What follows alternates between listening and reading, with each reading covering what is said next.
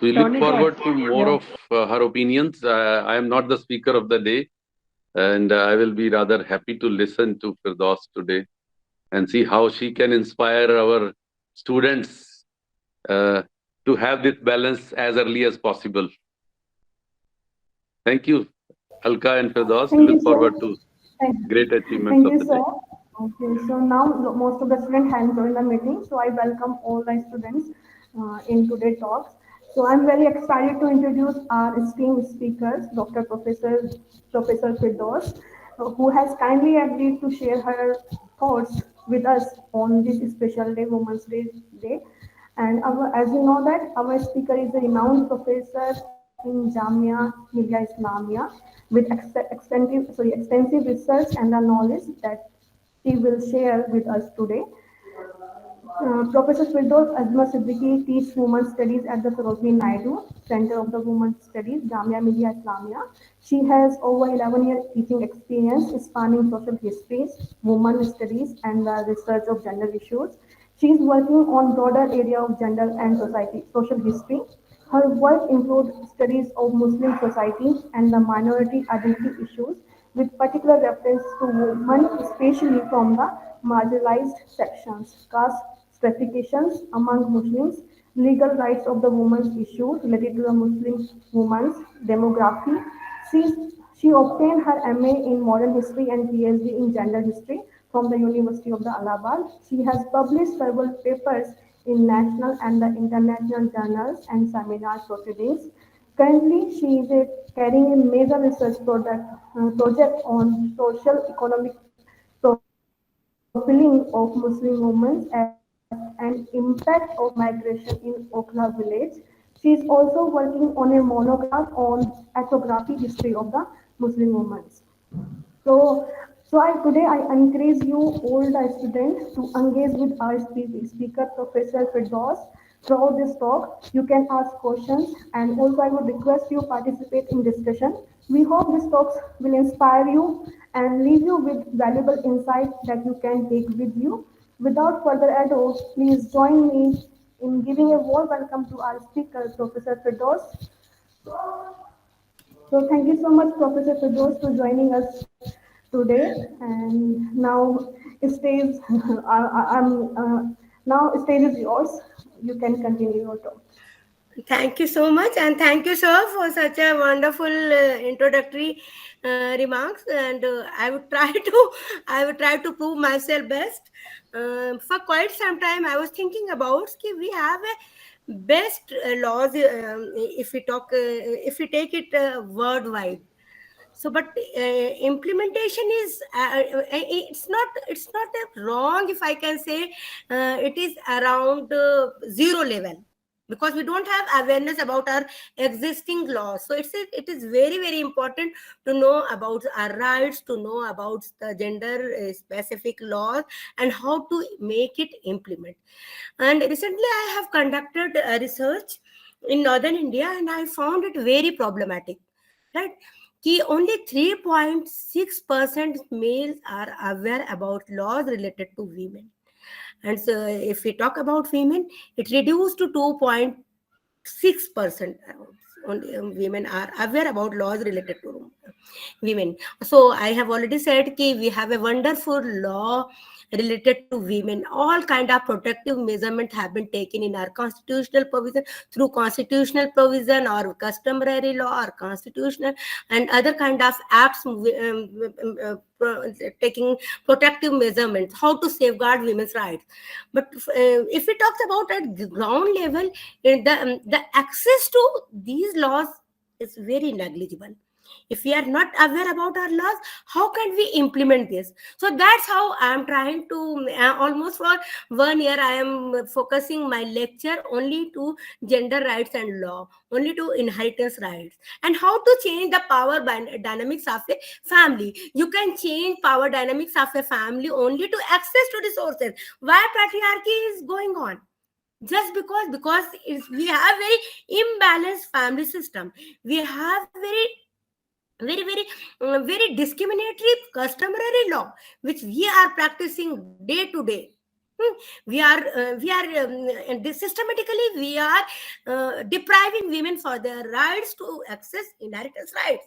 So कहने को तो we have equal access, women becomes co-partner just like male, but in reality the access is at zero level. If only 3.4 men are aware about laws, only 2.6% women are aware about laws, so how can we imagine its implementation? So my today's talk is focused around the inheritance rights of Indian women, law, religion, and customary practice, and how to achieve gender sustainable development goal, which we have to achieve by 2030. We have to achieve the goal for gender equity. Now we have to shift from gender equality to equity, because we have already achieved the goal of gender equality, because our constitutional provision and through fundamental rights acknowledge our right to equality. There should be no discrimination on the basis of gender, sex, race, caste. So we have already achieved theoretical concept of equality, but now we have to achieve the goal of equity. So there is a shift from equality to equity. So first we need to understand meaning of equity, highly emphasized in sustainable SDG goal to be achieved by 2030. First question comes in mind, why we needed equity? While the very concept of equality is already given as, as our fundamental rights in Constitution of India, Article 14, which acknowledges right to equality. There should be no discrimination on the basis of gender, sex, caste, or any kind of discrimination. All are equal before law. So as Article 14 states, states will ensure equality without taking into consideration race, sex, caste, and class. Hence, legally, men and women are equal before law. But we all know gender-based discrimination is prevalent across the society. Theoretically, we are equal before law, but we know that women are systematically being kept marginalized. Women have been discriminated since centuries across the society. So equality simply means everyone is treated the same way, exact way, regardless of need or any other individual difference. There would be no difference, men and women. Both have to be treated at equal level. But equity has a different meaning. Equity, on the other hand, equity means everyone is provided with what they need to succeed. If one is marginalized, another is superior, one is considered inferior, another is considered superior. So first we have to take them both at equal footage, right? So that is the concept of equity comes. Socially, women have been marginalized since centuries, which need specific attention to restructure the societies. We know that women have been marginalized since centuries and they need special attention. A marginalized caste needs special attention. Women needs special attention.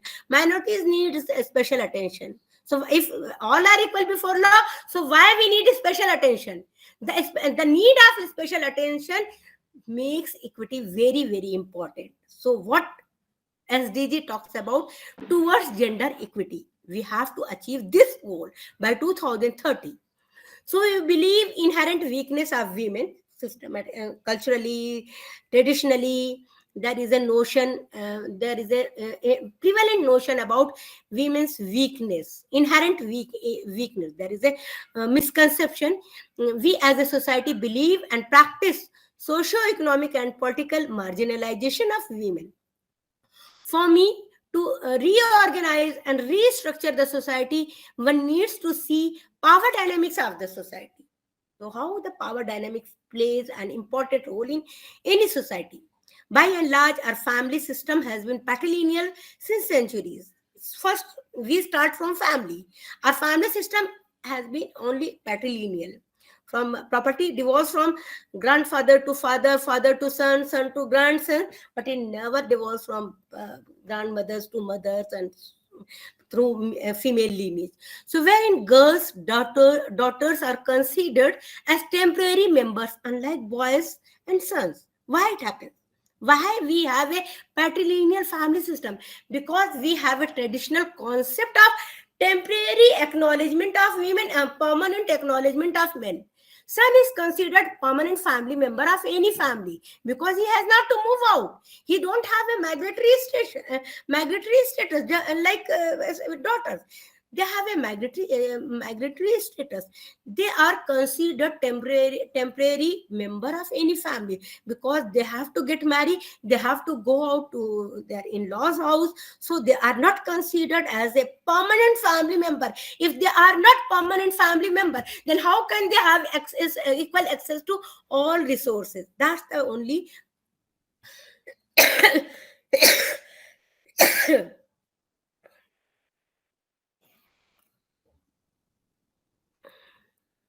so the power structure of the family has been determining factor to locate one's position in family as well access to resources.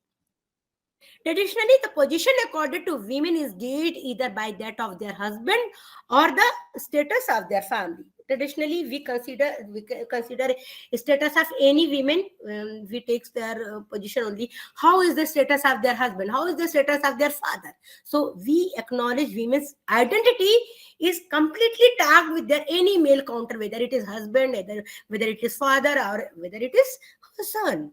So they don't have even an independent acknowledgement of an individual being. If they are not considered as independent individual being, then how can be they considered like a natural inheritor of any resources, any property which naturally belongs to son? It is a prevalent custom.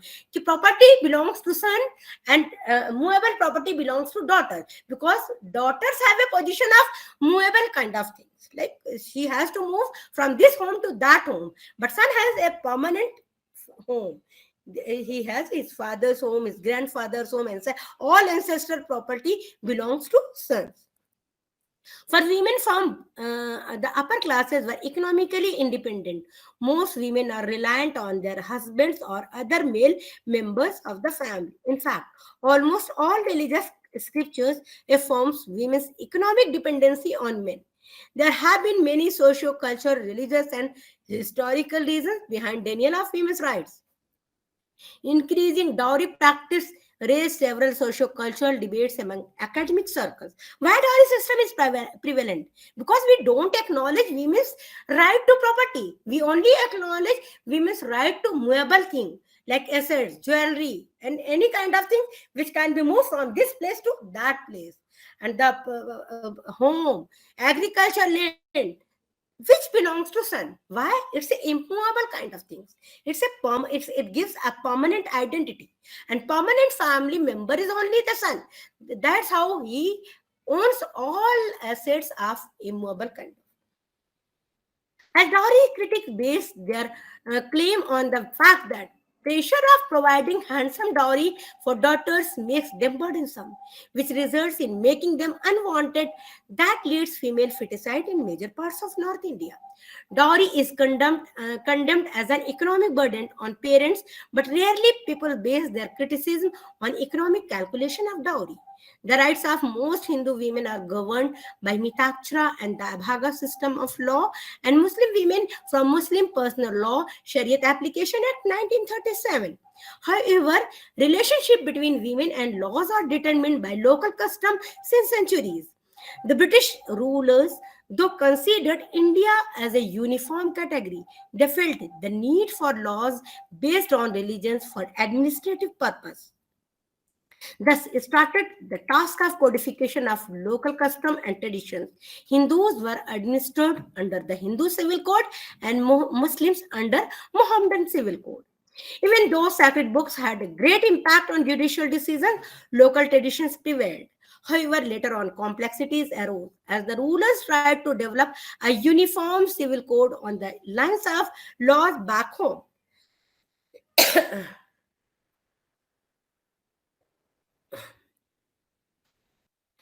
Now, first we should have a glance on history of women's inheritance in India. How historically women have been treated.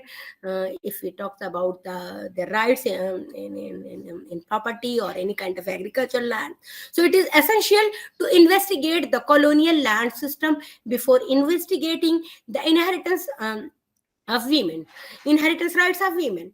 During the colonial period, the main source of income was land revenue, because our economy is mostly based on agricultural land. So the main source of income for a ruler was only land revenue. That's how they strategize all kind of tools to prevent women from access on in agricultural land, because in this way if we will start giving the rights on agricultural land will be fragmented into several parts, and the revenue collection will reduced automatically. So they avoided to give women's rights in agricultural land, and the systematically they encouraged the law of primogeniture, which acknowledge only male inheritance, that systematically deprived women from land rights. And so the British were concerned with the introducing a new land system from the beginning of their rule. As a result, the number of claimants for the ownership on land increased. Thus, the land of the North India remained under three categories during colonial rule: acquired land, ceded land, and conquered land. Owing to the huge regional variation in the big province, it became difficult transacting the whole province into one land settlement. So thereby, they introduced two popular system of land settlement in northern parts of India, mainly Mahalwadi and Zamindari system. In this way, land settlement varied with circumstances and place. In the meantime, the British were warned of further tension after the Great Uprising of 1857. Because of this, they began a desperate search for a loyal group, which led to the emergence of a new kind of landed class following the pattern of the medieval British feudal system. It was natural to defend the interests of this loyal group for the sake of their colonial empire. In addition, they did not want any fragmentation in land. So, to prevent the name and grandeur of the talukdars of Awadh, they exempted them from the personal laws of inheritance. Though the Quran is very clear about determining the property rights both for men and women. In chapter 4, Surah Nisa, it is laid down. From what is left by parents and those nearest related, there is a share for men and a share for women. Whether the property be small or large, a determined share. Despite this, the British rejected the property rights of Indian Muslim women under the Awadh Talukdari Act of 1877. It is very interesting to observe how they worked hard to codify law according to religion. They made the law as per law, Hindu civil code and Mohammedan civil code. When question comes to land rights, they have exempted land rights from any kind of personal laws. And gradually, law of primogeniture became integral part of judicial system that systematically weeded women out of inheritance rights. The relationship between women and laws is based mainly on rituals and custom. If it talks about women's rights on land, it gradually determined what is the custom and practice of that local where from where they belong. Northern India have a different custom, southern part have a different custom, northeast have a different part, western India have another kind of culture. So there is a variation. So land rights usually determined with local custom and culture. Even any kind of law related to women, it determines basically local custom and culture instead of constitutional provision. So the Indian law supports and strengthens position of women by making special laws for women and guaranteed for equal rights in every sphere under the Constitution. Where if it talks about our constitutional provision, it talks about equality before law. Any kind of there should be no discrimination on the basis of sex, race, and gender. But our customary practices have a very different approach. For centuries, women have been discriminated at many fronts. The socialization of women seems to make them feel inferior and secondary. Many reports on status of women suggest deplorable condition of women, though the preamble to the Constitution ensure to all its citizens justice, socio-economic and political liberty of thoughts, equality of status and of opportunity. Phone नहीं था मेरा. Thus, a committee was constituted in 1974 to gauge status of women in India that resulted in a very comprehensive report on women's status with the name of Towards Equality Report. Towards Equality Report that reveals that modes of descent, types of family organization, and institution of marriage provide major outline for socio-cultural status of women in India.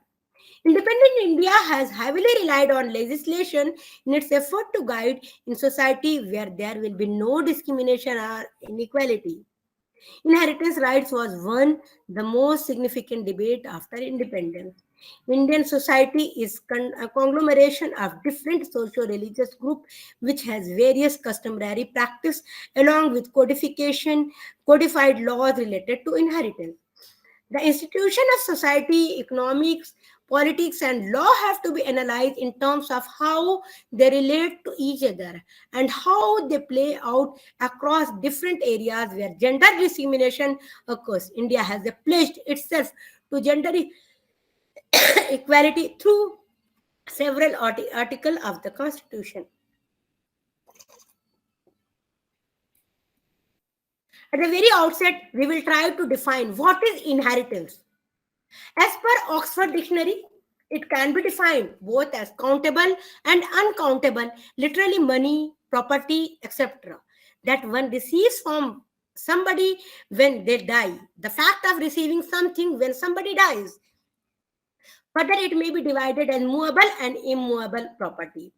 In Indian tradition, daughters are not considered permanent member of a family, hence mostly they have been identified as heir of movable property, which can move from one place to another place. Unlike sons who owns immovable property that can't be moved, like agricultural land, dwelling homes, any kind of property which is immovable comes to son's possession. To address these practices, Indian Constitution legislated a very clear legislation under Hindu Succession Act 1956, which was amended in 2005. The term Hindu was broadly defined as those who are neither Muslim nor Christian, Parsi or Jews are Hindus under Hindu Succession Act. Yani Hindu's definition has been given in contrast to Abrahamic religion. Who do not belong from Abrahamic religion are considered Hindus. In other words, all remaining religious communities, Hindus, Sikhs, Buddhists, and Jain, are taken as Hindus, and remaining Muslims, Christian, Parsi, Jews, wherein their religious origin is from other continent, are considered as non-Hindus. So the Constitution of India classified land as subject to state, which means that it fell to state to legislate on land rights issues in line with local requirement and contextual specificities. Another problem before the inheritance rights of women is that our constitution acknowledge land as a subject to state. So, one hand we are giving Hindu women to the right to be co-partner, right to inherit property. Another hand, we have classified land, agricultural land, under state laws, and how systematically respective state has tried to deprive women from accessing any kind of agricultural land. And we have a very fine example of UP land rights, which have a very discriminatory provision of between married daughters and unmarried daughters. Married daughters don't have any right on inheritance rights, agricultural land, whether they belongs to Hindu community or they belongs to Muslim community. So in other hand, Muslim Muslim women have a right to property, whether they are married or not. There is a no point if she is married or not married. But under state law, they don't have any rights to inherit agricultural land. So how systematically state laws has been made discriminatory for accessing inheritance rights for women. Moreover, a significant biases prevailing women from acquiring land rights were removed in 1980s. There are several initiatives taken up by the Government of India, both at center and state level, to provide new dimension to women empowerment in India. Besides these favorable legal protections, many states have unfavorable provisions related to women which have an overriding effect on laws made by the parliament, as they fall under the state list subject under the Constitution of India. Thus, women are not where they ought to be. In fact, they are discriminated in all aspects, specifically in the area of immovable property ownership. There are many state laws which are acting as barriers to women's ability to make a claim over and access to inherited property. In view of these facts,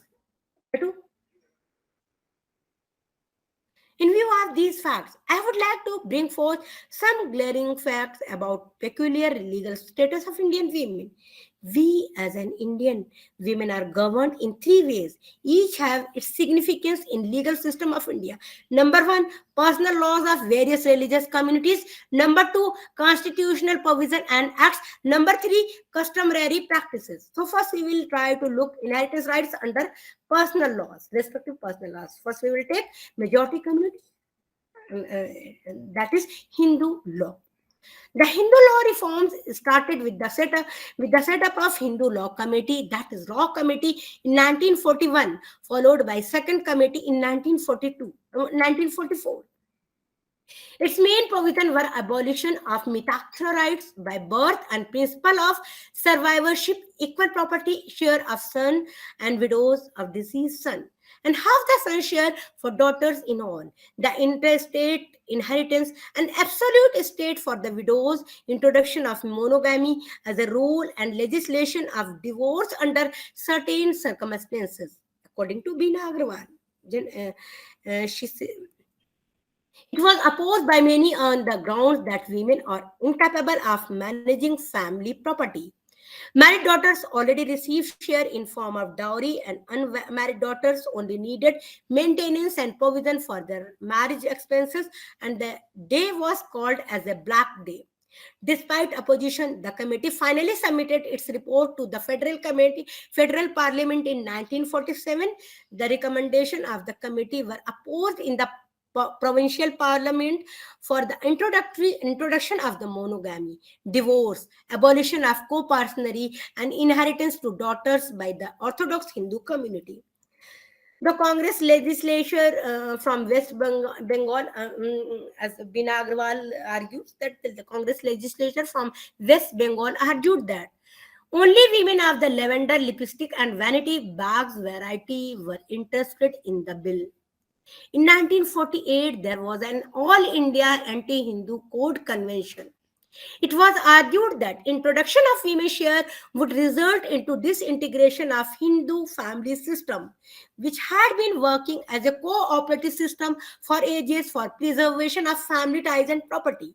It was also pointed out that the inclusion of daughters in the line of inheritance is due to European influence.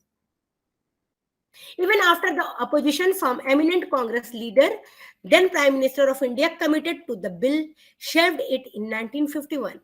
Despite the strong opposition, the Hindu Code Bill was passed in 1951. The codification fulfilled the constitutional goal of abolishing any discrimination between citizens of India on the grounds of sex and caste. Thus, it is evident that Hindu laws have been revised periodically. Therefore, any change in the personal law has not been taken as irreverent the existing Hindu law.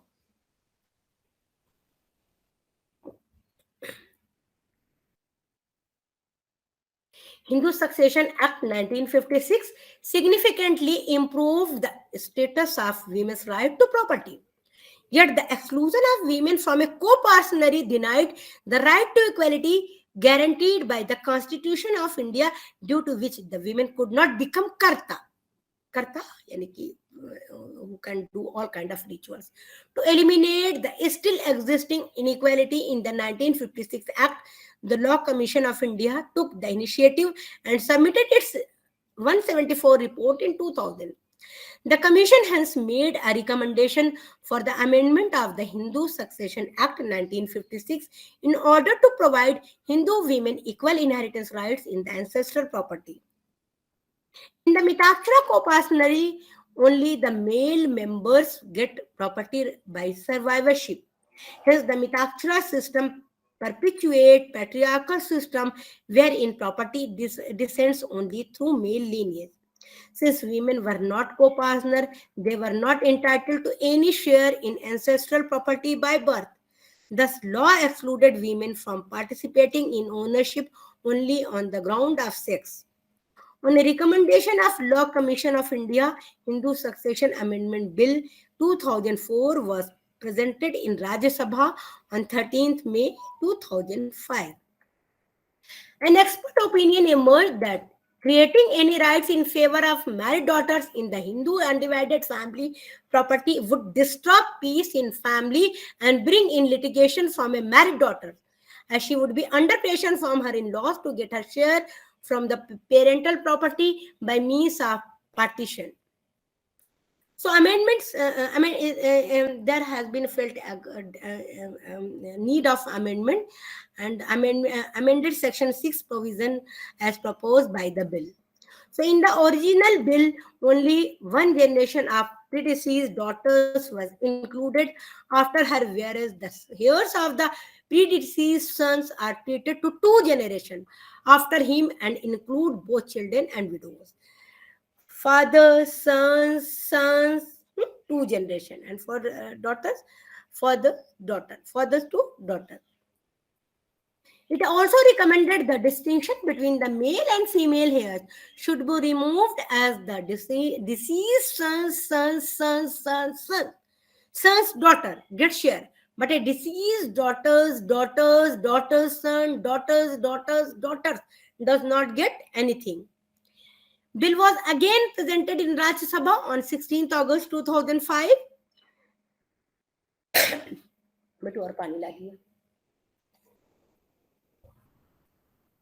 The bill introduced by Law Minister Hansraj Bhardwaj proposed to remove the discrimination in Section 6 of Hindu Succession Act 1956 by giving equal rights to daughters in the Hindu Mitakshara co-partnery property as the sons have. Declaring daughters also as a co-partnery by birth is proposed to be extended to married daughters as well, subject to the condition that it shall not affect or invalidate any disposition or alienation, including any partition or testamentary disposition of the property which has taken place before the introduction of this bill in Rajya Sabha. The bill, being a perfect piece of legislation, was supported by all participating members of the Rajya Sabha and was passed. The bill was highly appreciated. Hello? Hello? Sorry, ma'am, there was some disturbance. I removed that. Okay, sorry for that. Okay, it's okay. And the bill was highly appreciated. Srimati Maya Singh said, through the bill, daughter will get the equal rights in ancestral property, which will put an end to social problems like dowry, child marriage, domestic violence, etc. And the opinion of family and society about women will also change. But for the proper implementation of this act, there is a need to create awareness among the society. Srimati N.P. Durga said, whatever changes proposed in the present bill are only cosmetic in nature and are in no way going to help the women in India. She justified this statement in due course of her speech. She said, as has been pointed out, 174th report of the Law Commission, it is true that discrimination against women is so pervasive that it sometimes surfaces on a bare perusal of law by this very legislature. It is not only Manu who advocated women's subordination, but even our legislature and judiciary made women dependent and subservient to men. Srimati N.P. Durga also raised another good point and asked why limitation has not been placed on the right to will as exists among Muslims, where a Muslim can only will his or her property only to one third of his property, because Section 30 of the Act allows only any Hindu to dispose of his property, including his share in the joint family property, by will, and this section can be used to disinherit women. So the provision of this Section 30 is only to deprive women's rights in inheritance right, to only to encourage male inheritance. So many drawbacks have been highlighted during the discussion. I would like to refer a court case, Om Prakakshi versus Radhacharan, in context of Section 15. There is another drawback in Section 15. Section 15 states that in absence of class 1 heirs, the property of Hindu family will go to the husband's heirs, and only in absence of the husband's heirs, the property will devolve upon mother and father. Again, in absence of mother and father, the property will devolve upon the heirs of the father, and only if there is no heirs of father, then the property will devolve upon the heirs of the mother. In the case of Om Prakakshi versus Radhacharan, 2009 case, petitioner Ram Kishori, the mother of Narayani, after whose death dispute regarding the succession of her self-acquired property arose, filed an application for grant of succession certificate under Section 372 of the Indian Succession Act 1925. A similar application was filed by brother of Narayani's husband. Court stated that, as mentioned under Section 15 of the Hindu Succession Act, the self-acquired property of female will pass on husband's heir in absence of any issue and husband. Even your property is self-acquired, even so, the property will devolve upon your husband's heirs, not your own relatives. So therefore, Narayani's property will devolve upon the brothers of Narayani's husband. The brothers of her husband's devolve even when they had thrown her out from her in-laws' house after her husband's death, and she earned her livelihood and established her with the support of her parents, despite the fact that parents will not be entitled to any kind of share. So the court said, this is a hard case, but then only because a case appears to be hard would not lead us to invoke different interpretation of a statutory provision, which is otherwise impossible. It is now a well settled principle in laws that sentiments, any sympathy alone would not be guiding factor in determining the rights of the parties, which are otherwise clear and unambiguous. Now coming to the Muslim law. Muslim law is the only law in India which is still uncodified in India, and for all the other religions, Indian Succession Act 1925 is applicable, where Hindus are governed by codified Hindu Succession Act 2005. Muslims law sources are Quran, Hadith, Ijma and Qiyas. Inheritance rights of Muslim women under the Muslim personal law. Muslim women rights were always under the criticism of the scholars since the enactment of Constitution of India in 1950.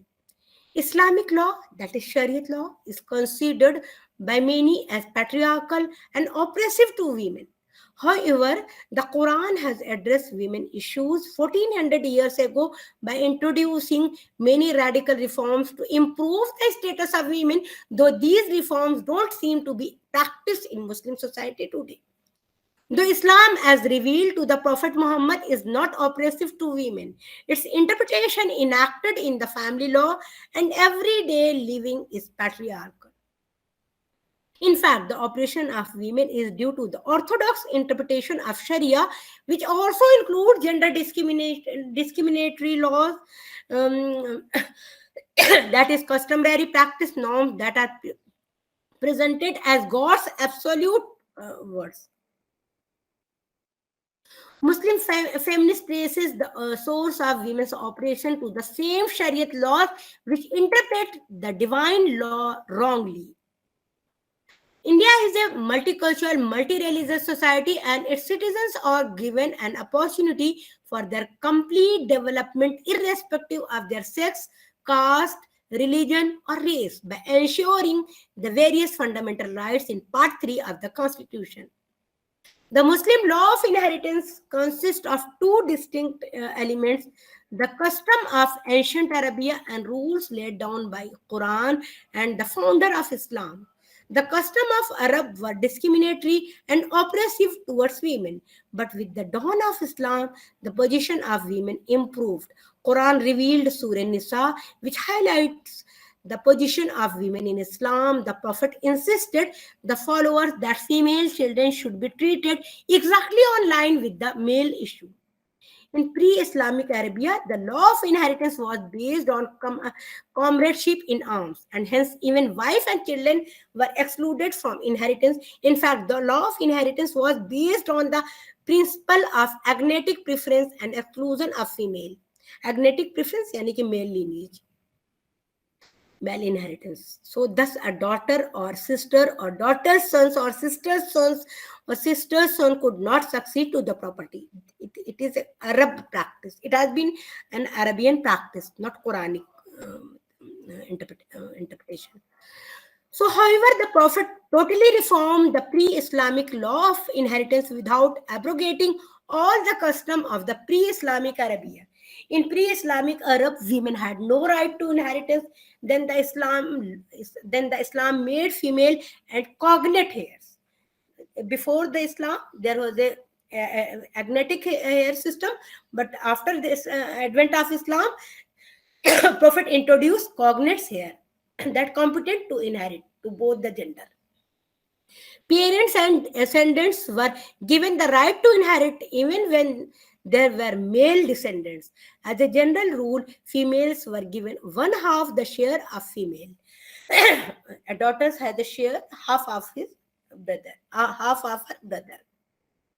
So the pre-Islamic Arab were against the inheritance to women because of her weakness. She is not capable of doing act of defense and bravery. Hence, distant males of the family inherit the property.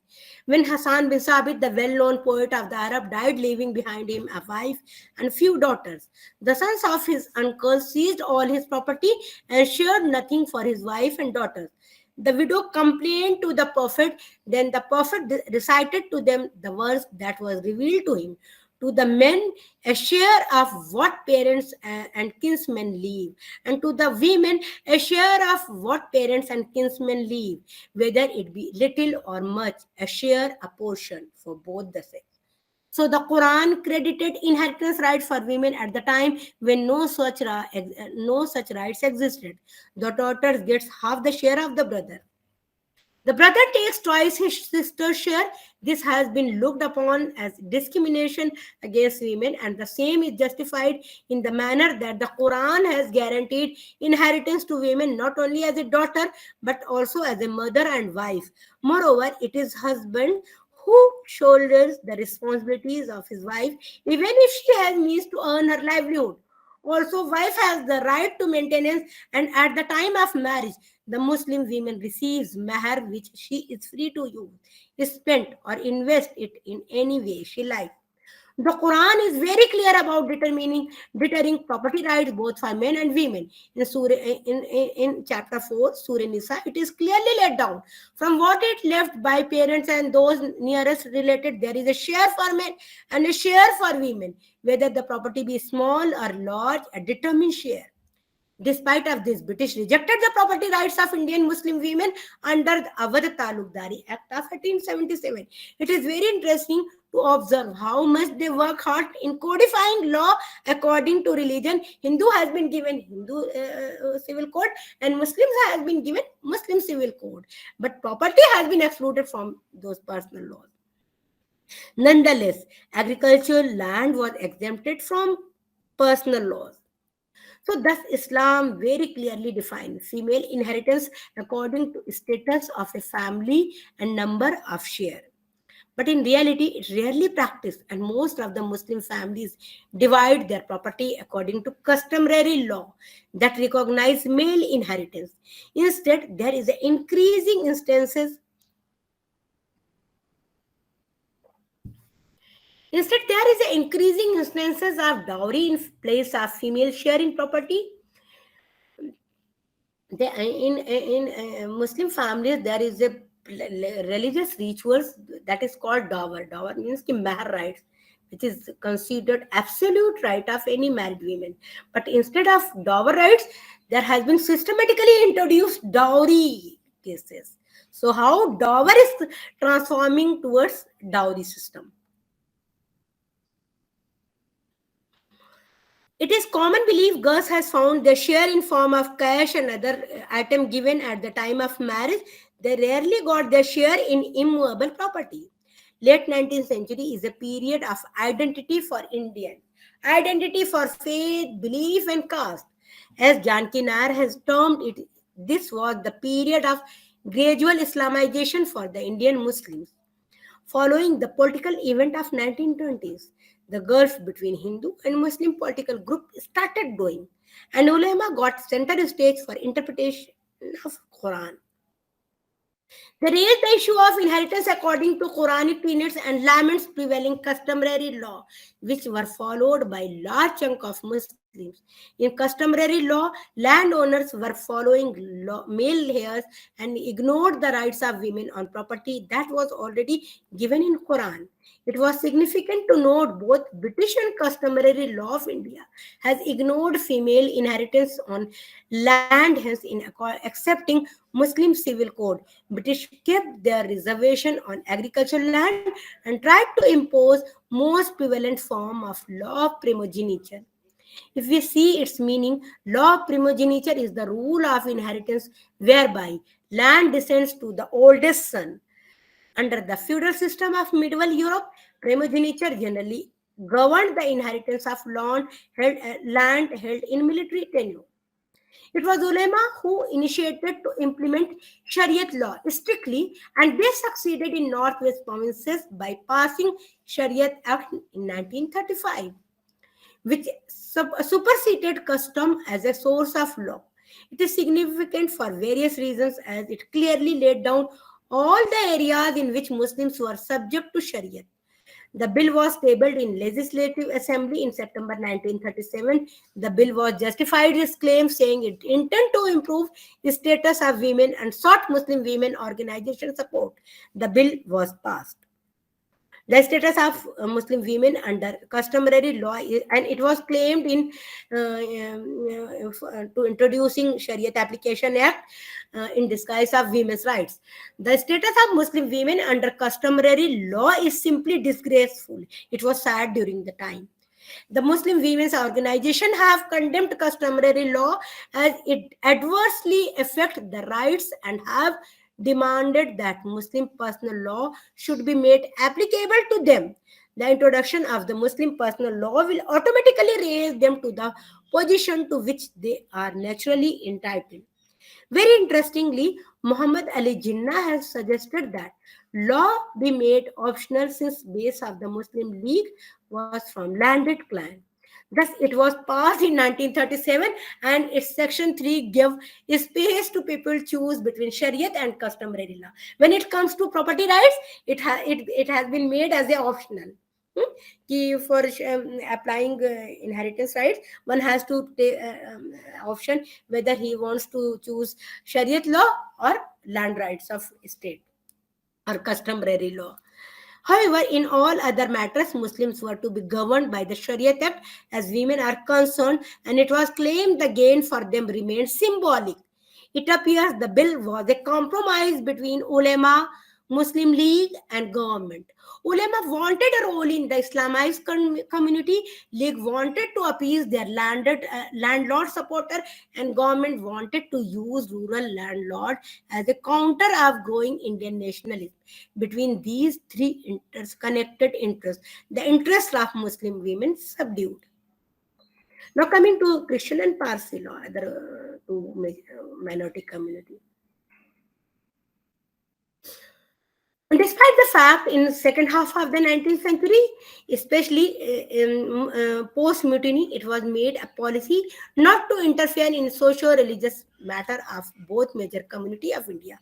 That is Hindu community and Muslim community, both, because both have protested against British. So they made a policy not to interfere in their socio-religious matter. And it was decided that family issue of both Hindus and Muslims would be governed by their personal law, and there would be no further intervention or interference. So the changes were made in Christian, Parsi, and the Jewish personal law. The two minority communities, the Parsi and Christian, were also subject to reform of their marriage, divorce, property, and inheritance laws. But for all practical purpose, the other minority communities, Sikh and Jains, were considered Hindus.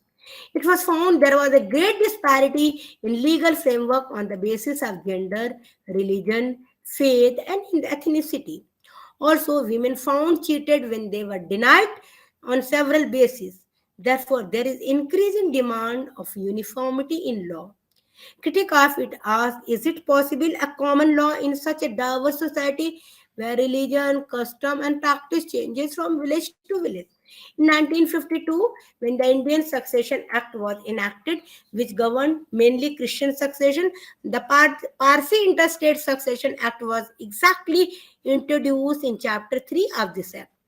Interestingly, during the year 1870 to 1925, considerable progress was made in the realm of married women's property rights under the English statute, and the concept of equality between men and women regarding inheritance had been accepted based on these developments. After John Stuart Mill book's Subjection of Women, and there has been a big transfer, there has been a big transformation has taken place in British laws back to home in England. Before that, women were not considered as a legal entity. They don't have any independent personal identity. Women's individuality used to be merged with their husband, with their father, with their son. They don't have independent personality, so they are not considered considered eligible for any kind of property rights. Before John Stuart Mill's Subjection of Women, which got published in 1969, and after that there had been a radical change in British laws, and women have been recognized to be as a legal entity, to have a share in property, and to have a right on guardianship and other kind of disabilities which has been tagged earlier. So the Indian Succession Act did not discriminate between male and female heirs. But the Parsi inheritance laws continued to maintain the discrimination, and female continued to inherit half the share of their male counterpart. It is not only getting half the share of their male counterpart. Also, if a Parsi girl get married with a non-Parsi man, then she will be considered she will not be considered eligible to have any share in her parental property. But a Parsi man, if a Parsi man get married with non-Parsi women, there is no issue. He will be considered as a Parsi. But a Parsi girl, if she is going to marry a non-Parsi, she will lose all kind of ritual rights. So this is rather a separate law, for Parsi originated with their resentment against the anti-women provision of the English statute being inadvertently applied to them. During colonial period, all British laws has been applied on Parsi women, so they protested against it, and they got their separate personal laws. 110th Law Commission report suggests a radical reform in Parsi laws, but we should bear in mind this demand was initiated by liberal Parsi community rather than state project reform. Following this in the year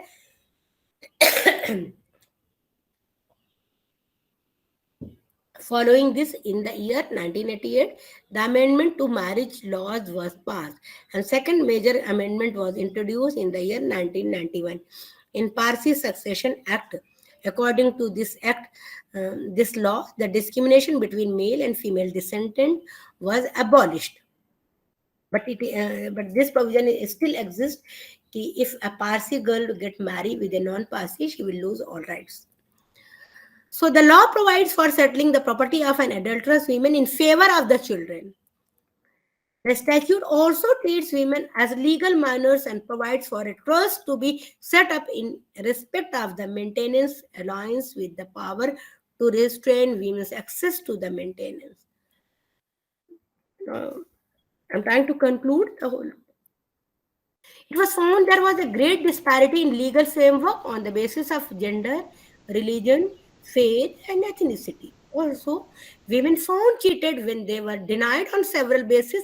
Therefore, there is an increasing demand of uniformity in property law. Critic of it ask, is this possible a common law in such a diverse society where religion, custom, and practice changes from village to village at the time of constitutional debates? Muslim vehemently opposed a common code. As a result, on 26 January, the constitution gave legal sanction to prevent Muslim personal law based on Shariat Act of 1937, which covered marriage, divorce, will, succession, joint family, and partition. However, in 1954, a special marriage act was passed that legalized intercaste and interreligious marriage, and it does not require any personal religion. So, with these words, I'm finishing my presentation. I hope you must have got my point.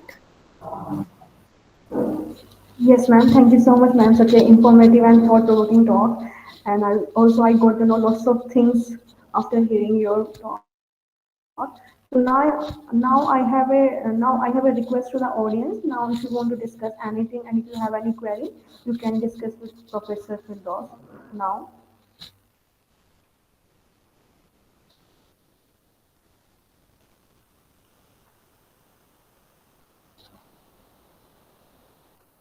Neha, sir, if any boy wants to ask anything Even to any ma'am, they can observation, ask any question, they anything. can put their question on message box. I can check it. Okay. If their mic is not working or any technical problem, they can put their question on chat box. Ma'am, I have a doubt actually. So, why state laws and the central laws are different related to the movements? Sorry, You sorry, talk sorry. about I could not UP get your laws, point. na? That Your voice is breaking. why central laws and the state laws are different? You gave the example of UP government, na? I think UP state. You gave Oh, one example of because the UP state. during the colonial period, agricultural land has been made to subject to a state because they avoided any kind of Okay. fragmentation in land. So if they are going to give the property rights as per Islamic law, I have already spoken about the Islamic law acknowledge women's rights in agricultural land. So they have systematically Okay. deprived women. So land becomes subject Okay. to a state. So state have a separate law and Okay. No personal law have a separate law and constitutional provision have a separate problem. provision. So overall, the deprivation is for women. Loss is for women. Okay, ma'am. Just Okay, to okay. just to So deprive that's women for why. getting. So if you are going to deprive half the population because the Yes, ma'am. That's why. main source of income of Britishers was revenue tax, revenue and income tax. Yes, ma'am. Because our Yes, economy is ma'am. basically based on agricultural land. Culture. Yes, ma'am. I know. That's the point. Okay. Thank you so much, ma'am. Any other student wants to ask any questions to ma'am? And if you want to discuss anything with ma'am, you can. Feel free to discuss.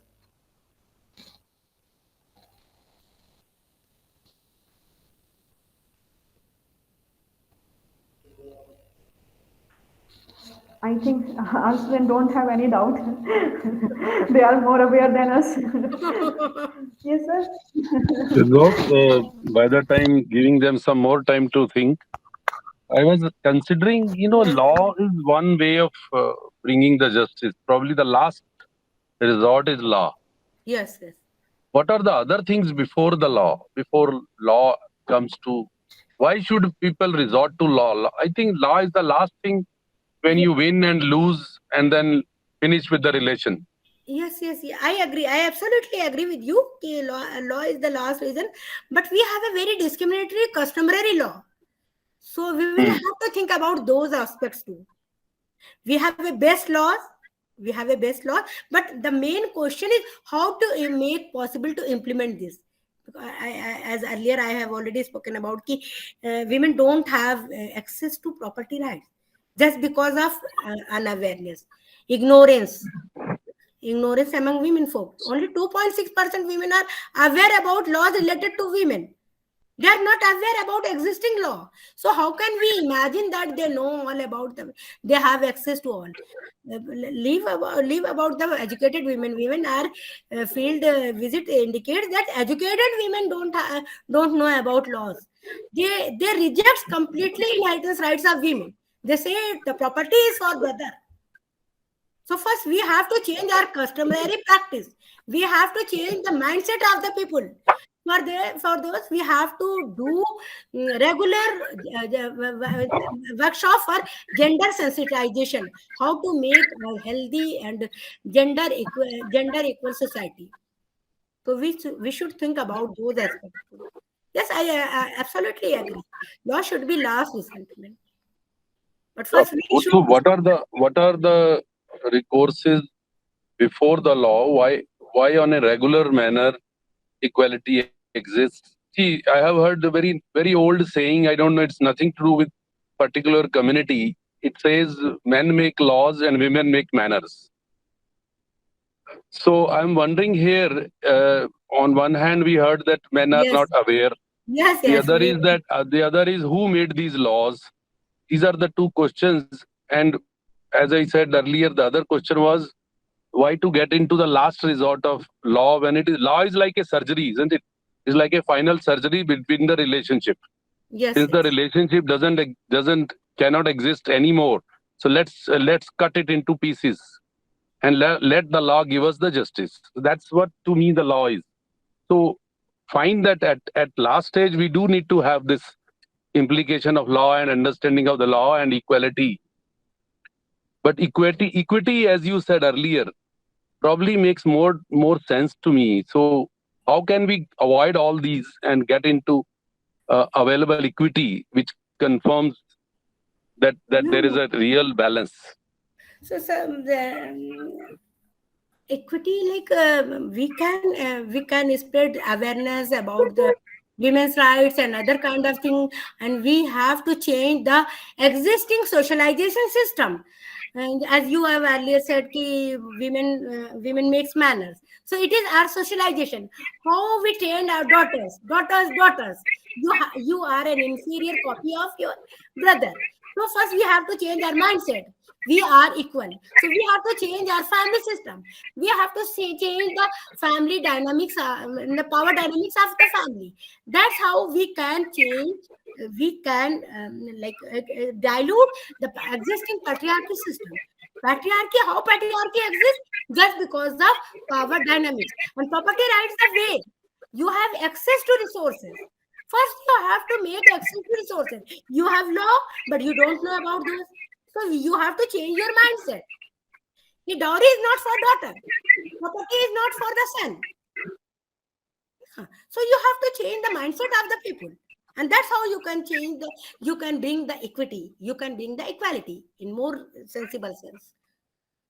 Making laws is very easy. Implementation is very difficult. After 70 years, we are struggling to get justice.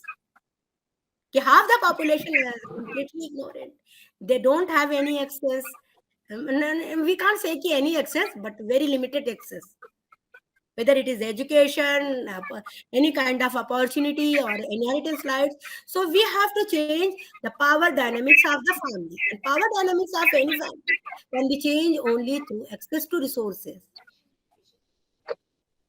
So why should Yeah. we Yes. make distinction between movable and immovable thing? Movable property is for women. Immovable property is for the boy. And that's how boy becomes the permanent family member of any family. And women become a temporary member. And that's how she is considered inferior Xerox copy of men. How one philosopher has said that women is an inferior Xerox copy of men. I'm forgetting the name, whether it's a George Roman or who said that women is the inferior Xerox copy of men. Oh, you never heard that. Oh, Yes, yes. Even scientifically, we try to prove that women is irrational, logical, illogical, emotional, and that's how she can't manage the property. That's the main argument which every religion, every culture, every society has given to deprive half the population. So we have oh, to change this mindset. We have to make a we have to make our first. We have to open our mind. So we have really? already laws. We have a very good laws. Even many European women don't have access to maternity leave, child care leave. We have all kind of protective measurement for women. But how to utilize this? How to exploit this law?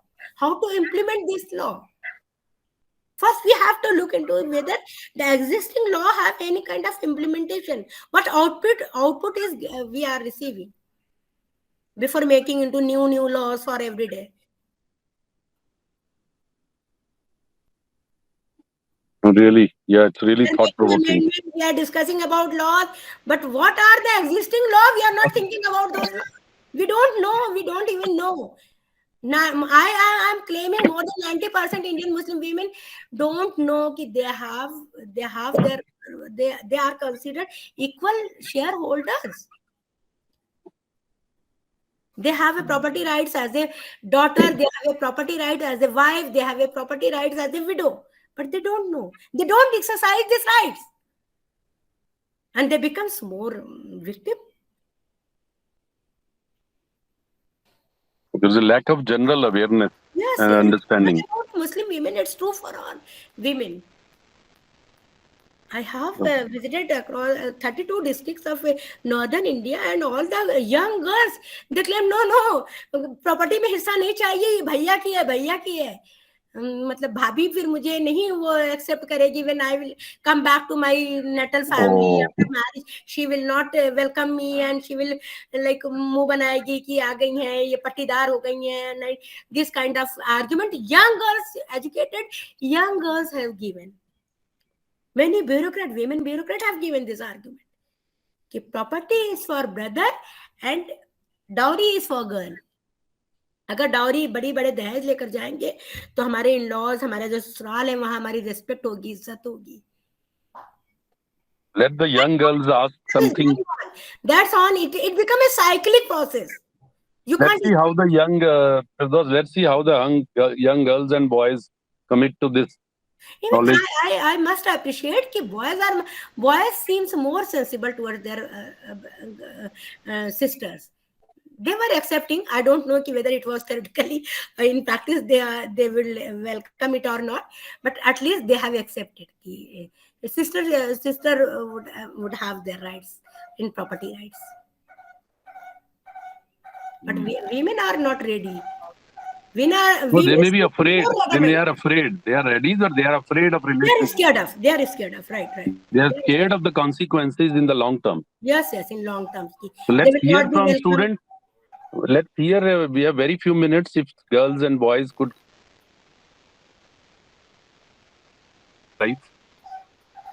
So it was only for 1 hour. I did not come with my data. Otherwise, I would have revealed more things. What are the percentage of access on agricultural land and other kind of, because data can't be revealed in such a vague manner. Na? you should have a proper table and other kind of thing. So I have just taken the theoretical part of it, कि how systematically our law, even I feel this. I feel this. We have a best law of the world, but we don't have access to those laws. We don't know about laws.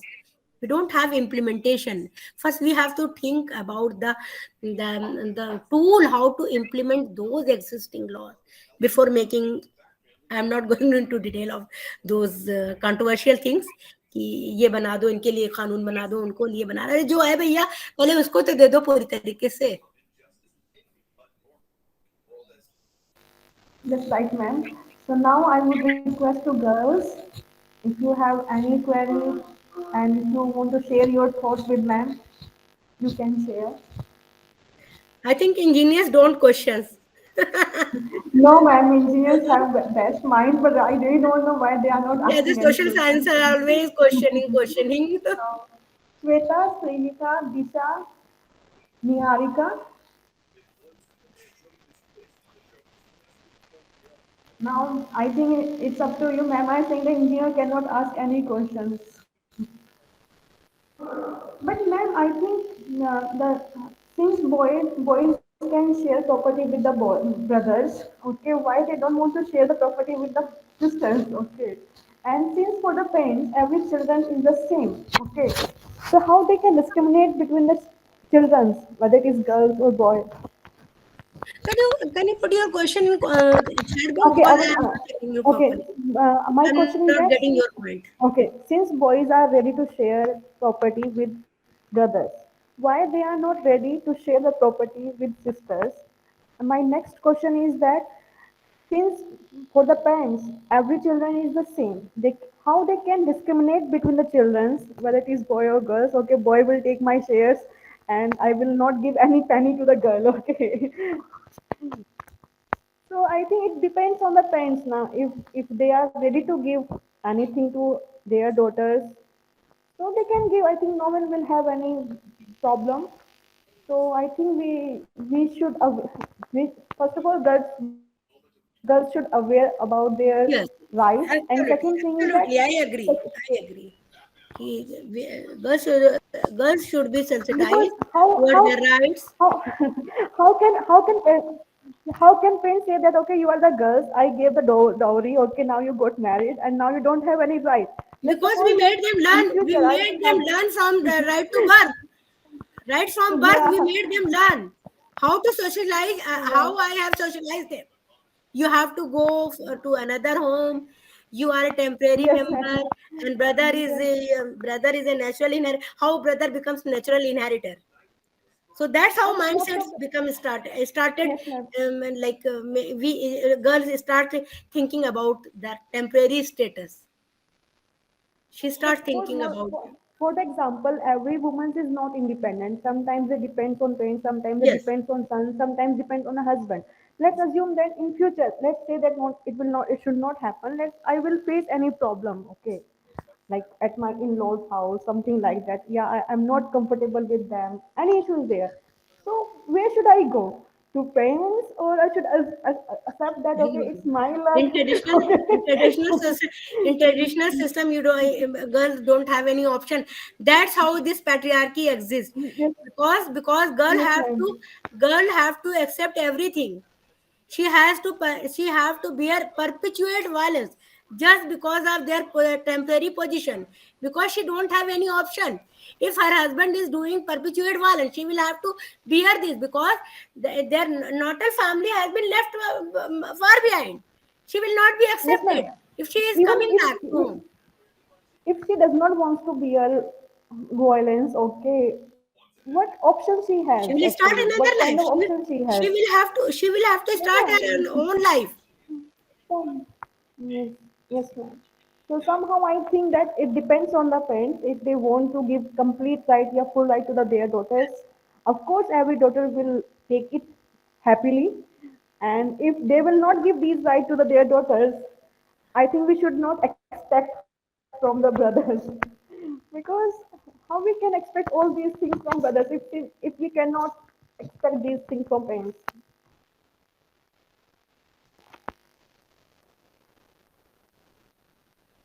I hope I'm not saying anything wrong.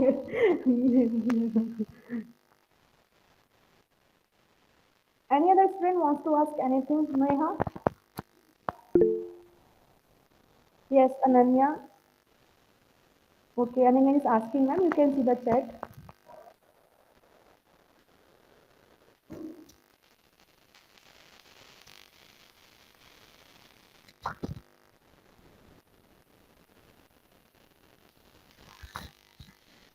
Ananya has a good question. Ki how to increase awareness among us through curriculum? Yes, through school education, we should start sensitize the students, whether it is girls student or a boy student. Gender sensitization should be included in at school level.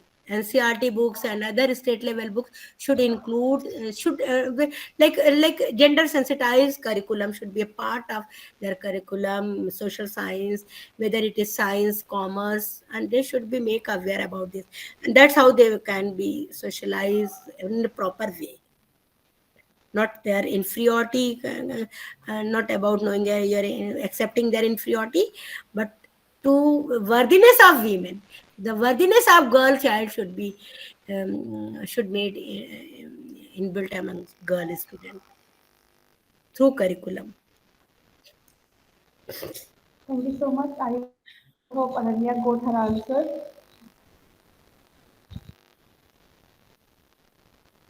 Any other student wants to ask anything? And any other student wants to discuss? Thank you, Ananya, for asking such a nice question.